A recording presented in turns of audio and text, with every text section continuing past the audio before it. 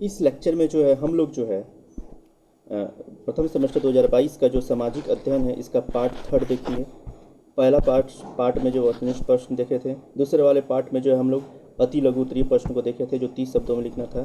ठीक, अब जो है तीसरा पार्ट है जिसमें हम लोग जो देखेंगे लघु उत्तरीय प्रश्नों का उत्तर जो कितने शब्दों में लिखना है, 50 शब्दों में लिखना है। चलिए देखते हैं।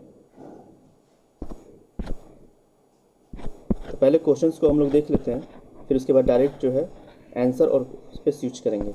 देखिए इसमें क्या लिखा हुआ है लघु उत्तरीय प्रश्न में। पहला प्रश्न है, मैगस्थनीज द्वारा भारत यात्रा के दौरान किए गए वर्णन को बिंदुवार लिखिए। ठीक, बोल भी रहा है बिंदुवार लिखिए। क्वेश्चन नंबर 32 में क्या दिया है, बौद्ध धर्म के प्रमुख सिद्धांत तथा गौतम बुद्ध की प्रमुख शिक्षाएं क्या थीं, उन्हें बताने के लिए बोल रहा है। हमारी पृथ्वी पर कुल कितने महाद्वीप हैं, उनके नाम लिखिए। भारत को कितने भौगोलिक भागों में बांटा गया है, सविस्तार वर्णन कीजिए।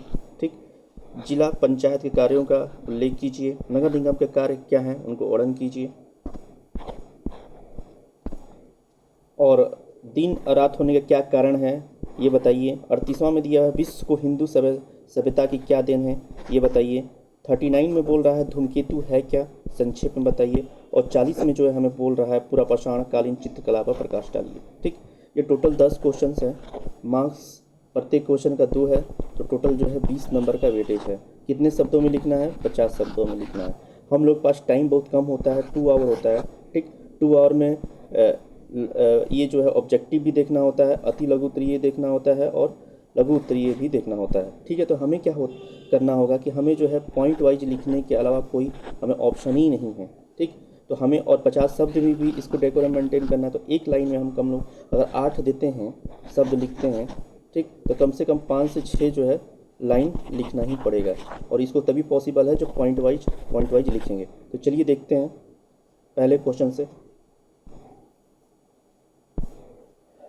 देखिए पहला क्वेश्चन क्या दिया हुआ था, मैग्नेस्टीज द्वारा भारत की यात्रा के दौरान किए गए वर्णन करें। ठीक, देखिए मैग्नेस्टीज ने इंडिका में मौर्य उसमें कौन थे जब मैग्नेस्टीज आया था, चंद्रगुप्त मौर्य थे। उनके दरबार में जो है मैग्नेस्टीज आया हुआ था। ठीक, उस समय की जो है राजनीतिक, सामाजिक, धार्मिक और आर्थिक दशा के बारे में उल्लेख किए। ठीक, मैग्नेस्टीज क्या एक अपनी बुक इंडिका में जो है चंद्रगुप्त मौर्य का राजनीतिक, सामाजिक, धार्मिक, आर्थिक दशा के बारे में उल्लेख किए हैं। ठीक है, उसमें क्या क्या वर्णन किए हैं वो देखते हैं। देखिए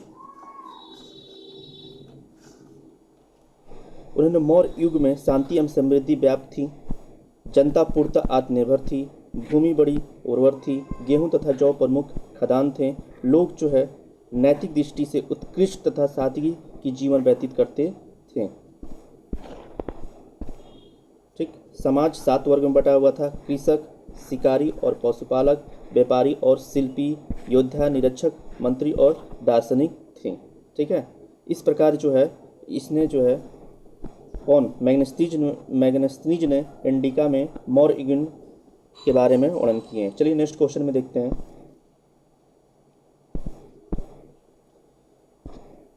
नेक्स्ट क्वेश्चन में उन्होंने ये बोला है कि बौद्ध धर्म के प्रमुख सिद्धांत तथा गौतम बुद्ध की प्रमुख शिक्षाएं बताइए। ठीक, देखिए प्रमुख सिद्धांत है क्या, देखिए प्रमुख सिद्धांत या इसको 4 आर सत्य बोलते हैं। ठीक, वो क्या क्या है, दुख समुदाय का मतलब होता है कारण।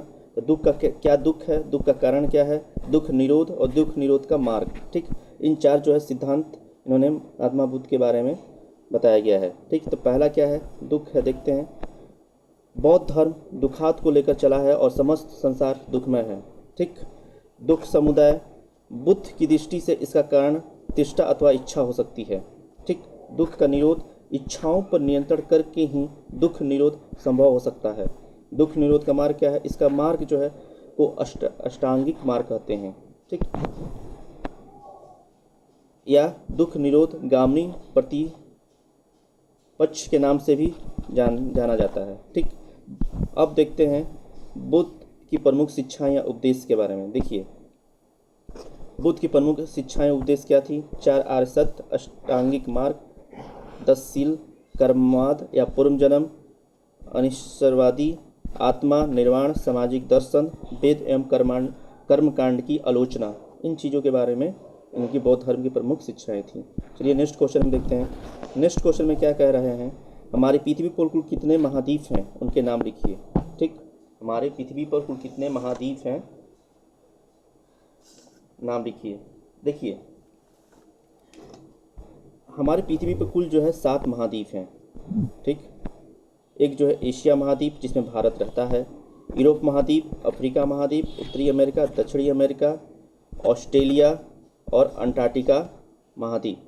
ठीक, दिख नहीं रहा होगा, मैं आपको क्लियर लिख देता हूँ यहाँ पे। एक है एशिया महाद्वीप, दूसरा है यूरोप का महाद्वीप,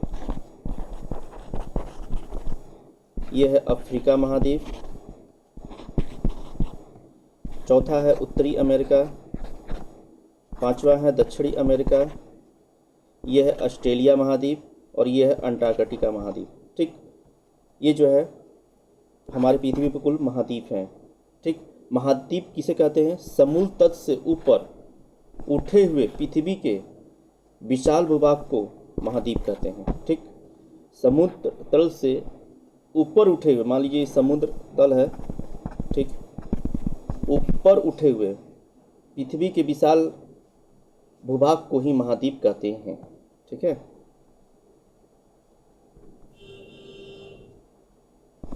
चलिए नेक्स्ट क्वेश्चन में देखते हैं।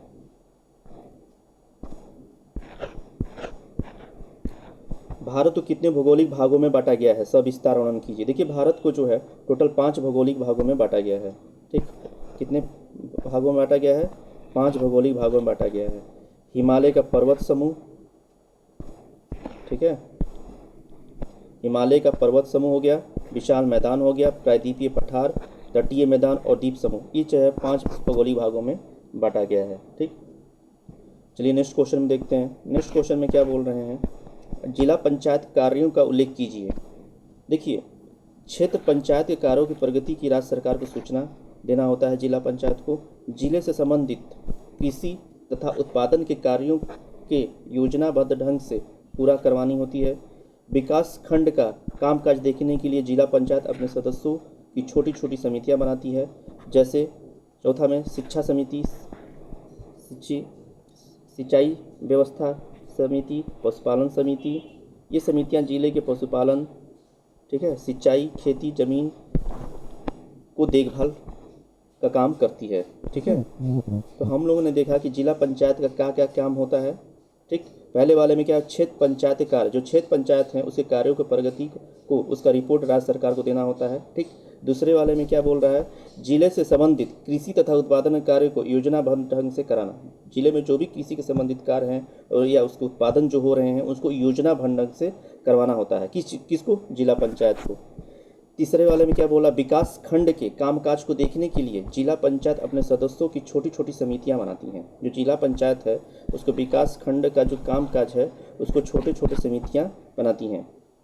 और वो कौन कौन सी समितियां बनती है? जैसे शिक्षा समिति बनती है, सिंचाई की व्यवस्था, ठीक, समिति, पशुपालन समिति। ये समितियां क्या करती हैं? जिले के पशुपालन, सिंचाई, खेती, जमीन की देखभाल का काम करती हैं। चलिए नेक्स्ट क्वेश्चन में देखते हैं। नेक्स्ट क्वेश्चन में बोल रहा है नगर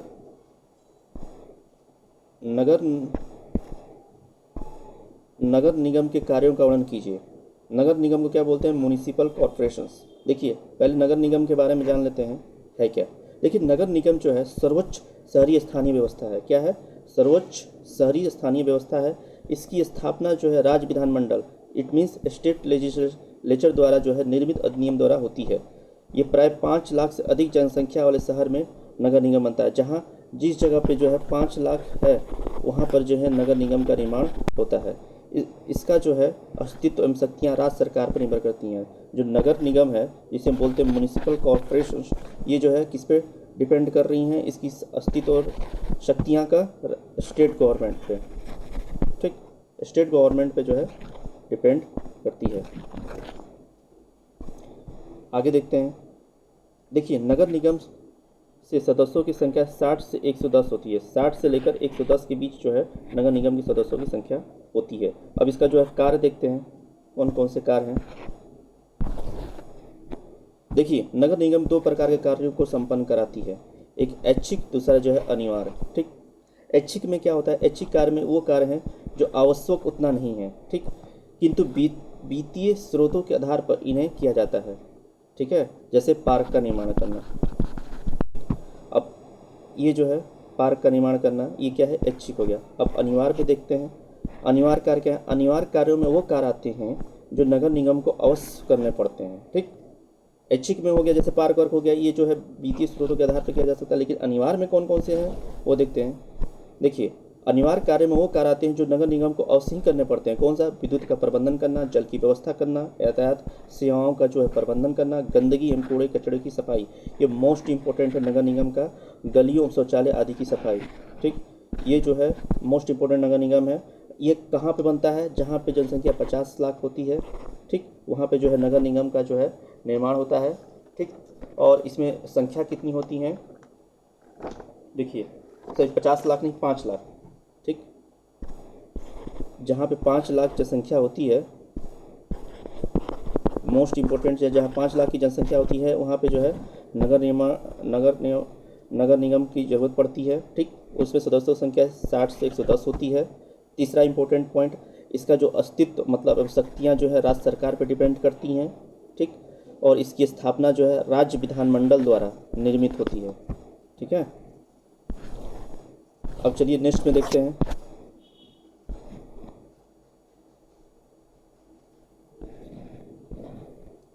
देखिए, दिन और रात के होने के कारण बताइए। देखिए, दिन और रात का इम्पोर्टेंट होने के कारण क्या है? पृथ्वी लट्टू के भांति अपने अक्ष धुरी पर घूमती है। ये जो है, मान लीजिए कोई अक्ष है, ठीक, इस पर जो है पृथ्वी है, ठीक, अपनी धुरी पर घूमती है। इसे हम पृथ्वी का परिभ्रमण कहते हैं। ये कितना डिग्री से झुकी हुई है? पृथ्वी जो है थोड़ा सा टिल्ट है। ठीक है, पृथ्वी को एक बार परिभ्रमण करने में कितना घंटे का लगता है? 24 घंटे का टाइम लगता है। टोटल कितने और टाइम लगता है? 24 घंटे का जो है समय लगता है। ठीक, इसमें लगभग आधा समय पृथ्वी के धरातल कई बार सूर्य के सामने से गुजरता है तथा शेष आधा समय पिछली ओर रहता है। जहाँ पे जो है, मान लीजिए पृथ्वी है, ठीक, ये सन है, जहाँ पे प्रकाश आते रहता है, ठीक, वो भाग जो है विजिबल होता है, और जो भाग, ये पार्ट जो विजिबल नहीं हुआ, क्योंकि सनलाइट जो है यहाँ पे पड़ नहीं रहा है। ठीक, तो इसीलिए बोल रहे हैं, इसमें देखिए क्या बोल रहा है, इसमें लगभग आधा समय जो होता है, लगभग 24 घंटे समय लगता है। धरातल कई बार सूर्य के सामने से गुजरता है तो शेष आधा समय पिछली ओर रहता है, अर्थात अंधेरे में रहता है। क्यों रहता है? कि उसमें जो होता है, ये जो इस भाग में, जिस भाग पे जो है लाइट पड़ता है, वो जो है वो ब्राइटनेस में रहता है, और ये पार्ट जो ब्राइटनेस नहीं होता है। क्यों? क्योंकि इसमें जो प्रकाश नहीं पड़ती है, इस वाले पार्ट पे। ठीक, इस प्रकार परिभ्रमण में, देखिए, इस प्रकार के परिभ्रमण के एक चक्र में आधा समय दिन होता है और आधा समय रात में होता है। ठीक, 24 घंटे के इस एक दिन रात को साधारणतः बोलचाल में जो है एक दिन कहते हैं। कहने का ये मतलब है, दिन रात कब होता है? जब सूर्य की प्रकाश जिस पार्ट पे पड़ती है वहाँ पे दिन होता है, जिस पार्ट पे नहीं पड़ती है वह अंधेरा रहता है। ठीक, और ये पूरा में जो है 24 घंटे का समय, पूरा भ्रमण करने में जो समय लगता है पृथ्वी को, उसको जो है परिभ्रमण कहते हैं। चलिए नेक्स्ट क्वेश्चन में देखते हैं। विश्व को सिंधु सभ्यता की क्या देन है वो देखते हैं। देखिए, विश्व को सिंधु सभ्यता की निम्नलिखित देन है। ठीक है, देखिए, नगर निर्माण की योजना कराना। नगर निर्माण की योजना को जो है विश्व को सिंधु सभ्यता से एक महत्वपूर्ण देन मिलती है। सामाजिक जीवन, आर्थिक जीवन, धार्मिक जीवन और मृत्यु संस्कार और कला, ये जो चीज़ें हैं, ठीक, ये सिंधु सभ्यता,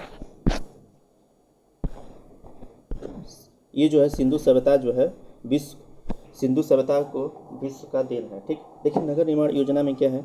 भवन का निर्माण हमें जो है मिलती है सिंधु सभ्यता को। कैसे जो है इम्पोर्टेंट है? देखिए, साधारण भवन बनाने में, सार्वजनिक भवन बनाने में, विशाल स्नानागार और अन्नागार, ये क्या है? नगर निर्माण योजना से हमें मिलती है। सामाजिक जीवन में क्या मिलती है? औषधियाँ, गृहस्थी के उपकरण, प्रसाधन की सामग्री, वेशभूषा एवं आभूषण और कृषि फसल एवं आहार। ठीक, ये जो है सामाजिक जीवन से मिलती है। आर्थिक जीवन में क्या है? कृषि, पशुपालन, कपड़े बुनना, उद्योग एवं अन्य व्यवसाय। ठीक है, ये जो है हमें आर्थिक जीवन के बारे में, आर्थिक जीवन से हमें मिलती है। धार्मिक जीवन में क्या क्या मिलती हैं? वृक्ष का पूजा, पशु पूजा, शिव की पूजा, मातृ देवी की पूजा और मूर्ति पूजा, सूर्य एवं नाग पूजा। ये जो है हमें धार्मिक जीवन जो है सिंधु सभ्यता से सिंधु सभ्यता से मिलती है। अब अगला देखते हैं, संस्कार में जो होता है जिसे अंत्योष्टि कहते हैं। ठीक, मृत्यु संस्कार में क्या क्या हमें मिलती है, पूर्ण समाधि, आंशिक समाधि, दाह कर्म। ठीक, पांचवा में क्या है, कला। कला में क्या क्या मिलता है, भवन निर्माण कला, मूर्ति कला, धातु कला, चित्रकला, संगीत से नृत्य कला और ताम्रपत्र निर्माण कला। ये जो हमें सिंधु सभ्यता से कला के बारे में इन चीज़ों को इंपॉर्टेंट पॉइंट मिलती है। चलिए नेक्स्ट क्वेश्चन देखते हैं, धूमकेतु कॉमेट क्या है, संक्षेप में बताइए। देखिए धूमकेतु कॉमेट क्या है, धूमकेतु जो है सौरमंडलीय निकाय है। क्या कैसा है, सौरमंडलीय निकाय है, जो पत्थर, धूल, बर्फ तथा गैस के बने हुए छोटे छोटे खंड होते हैं। यह ग्रहों के समान सूर्य की परिक्रमा करते हैं। ठीक, किस प्रकार की कक्षा में, दिग्वृत्तीय कक्षा, जिसे एलिप्टिकल ऑर्बिट कहते हैं। ठीक, धूमकेतु को जो है पुछल तारा भी कहते हैं। क्यों पुछल तारा कहते हैं, चलिए आगे देखते हैं। ये पृथ्वी से केवल तब दृष्टिगोचर होती है जब ये सूर्य के बहुत निकट आ जाती है। ठीक, जब सूर्य के निकट जो है ये जो है आ जाता है तभी ये हमें क्या होता है, दृष्टिगोचर होते हैं। ठीक, इसके आगे वाले भाग जो है चमकदार होते हैं और पीछे वाले भाग एक लंबे पूंछ की तरह होते हैं। ठीक, धूमकेतु की पूंछ सदैव सूर्य के विपरीत दिशा में रहती है। जो पूंछ है ये जो है विपरीत दिशा में रहती है। हेली एक ऐसा धूमकेतु है जो लगभग 76 वर्ष के बाद प्रकट होता है। हेली एक धूमकेतु है। ठीक, कितने सालों के बाद प्रकट होता है, 76 वर्षों के बाद प्रकट होता है। चलिए नेक्स्ट क्वेश्चन में देखते हैं, पूरा पाषाणकालीन चित्रकला का प्रकाश डालिए। देखिए प्रागैतिहासिक चित्रकला, जिसे पाषाण काल की चित्रकला बोलते हैं, सामान्यतः चट्टानों पर की गई थी। पूरा पाषाणकालीन में जो चित्रकला हुई थी किस पे हुई थी, समानांतर चट्टानों पर हुई थी। प्रागैतिहासिक चित्रकला का पहला समूह जो है मध्य प्रदेश की भीमबेटका गुफाओं में खोजा गया था। कहाँ पे खोजा गया था, मध्य प्रदेश की जो है भीमबेटका में खोजा गया था। ठीक है, ये सभी चित्रकलाएं एक प्रकार की सेल उत्कीर्णन है। कैसा है, सेल उत्कीर्णन है। इन सेल उत्कीर्णन को जो है पेट्रोग्लिफ कहा जाता है। ठीक है, पेट्रोग्लिफ कहा जाता है। क्या कहा जाता है, पेट्रोग्लिफ कहा जाता है। उस समय गुफाओं की दीवार जो दीवारें होती थी क्वार्ट्ज पत्थर से बनी होती थी। किस चीज़ के पत्थर से बनी होती थी, क्वार्ट्ज के पत्थरों से बनी होती थी। इसलिए जो है इन दीवारों पर बने चित्रों को रंगने के लिए विभिन्न जो है खनिजों एवं खनिज कौन कौन से हैं, चूने और पानी के साथ मिश्रित घेरू होते थे। ठीक है, इनसे जो है पत्थरों पे जो है क्या होते थे, दीवार पत्थरों पे जो है जो पत्थर क्वार्ट्ज के पत्थर होते थे उनको रंगने के लिए जो है यूज किया जाता था। ठीक है, तो इस प्रकार टोटल जो है हम लोगों ने क्वेश्चन देख लिया। ठीक है, अब चलिए मिलते हैं नेक्स्ट लेक्चर में नेक्स्ट वीडियो के साथ। Thank you.